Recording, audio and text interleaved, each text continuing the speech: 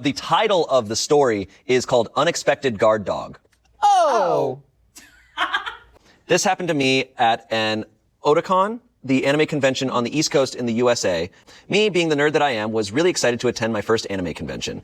I put together a nicely homemade cosplay and am ready to face the world. Aya Shimemaru from Toho. Doing great. Now, I'm not a very social person, even around my friends, so they let me wander the convention center alone to go people watching and whatnot. Second day, some dude comes up and wants my picture. He doesn't have any kind of costume on, but is wearing some anime shirt. I agree and pose because a bunch of people have been asking for my picture. Then he asked me a bunch of questions as if I were actually Aya, the character she's cosplaying as. I knew a lot of people did role play as their characters, so I decided to play along with that as well.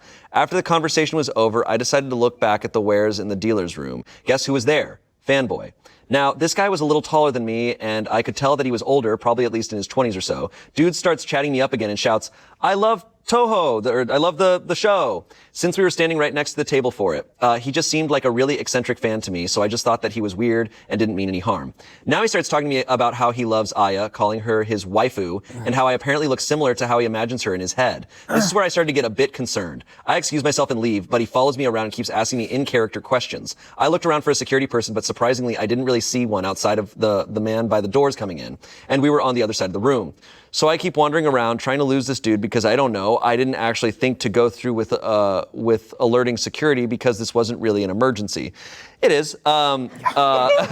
Unfortunately. Yeah. I wanted to contact one of my friends, but I also didn't want to worry them or rope them into this stuff. Like I said, I was 15 and more book smart than street smart. The dude keeps following me around and continues on with his questions. Eventually, I managed to lose him and decide to get some overpriced lunch inside the convention center.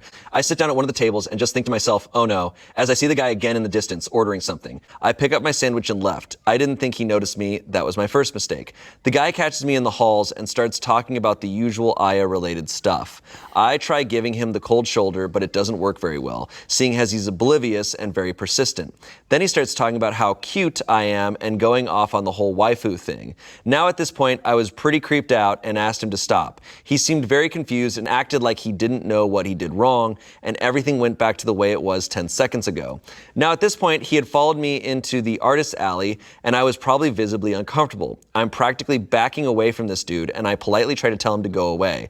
Then I see some guy in a fursuit walk up to us. Now I'm sitting there thinking, oh God, please no, because I immediately assume it's one of the dude's friends, as I've noticed he'd been watching us for a few minutes at least. The first thing that comes out of this giant blue dog's mouth is an irritated, hey buddy, I'm gonna need you to back off my friend. I didn't know anyone who owned a fursuit, but I have never in my life been so relieved to see an impossibly colored anthropomorphic dog. Now, this dog guy is extremely tall, dwarfing me and being big enough to intimidate the fanboy. He doesn't want to leave though, making up some crap excuse about how he's just having fun or something. Then another fursuiter comes up and stands next to the blue dog guy, and they're also pretty big. And there's like two more in the background looking over at us. It's at this point that the weeb... It's at this point that the weeb knows when to leave and reluctantly slinks away, looking back at us every so often. Since the furry crew was looking around at the vendors' wares like I was, they decided to stick around with me for a bit to help ward off the creeper. Well, it worked. I never saw the dude again. Wow. So it wasn't, she didn't know these people. Some furries just came to her rescue. I love it. Yeah. I love it. How obviously this guy must have been creeping on her that through the fursuits, they're like, oh, that guy's being a creep. Yeah. They could smell it. Yeah. Oh, God. My fursona, it has keen smell.